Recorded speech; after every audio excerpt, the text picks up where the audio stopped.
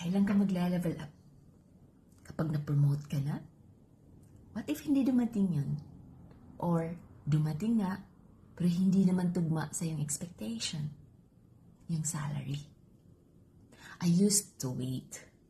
Wait for someone na mapansin ako. Wait for the management na bigyan ako ng raise sa salary.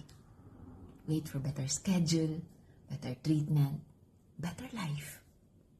Pero habang naghihintay ako, doon ko naisip, buhay ko to.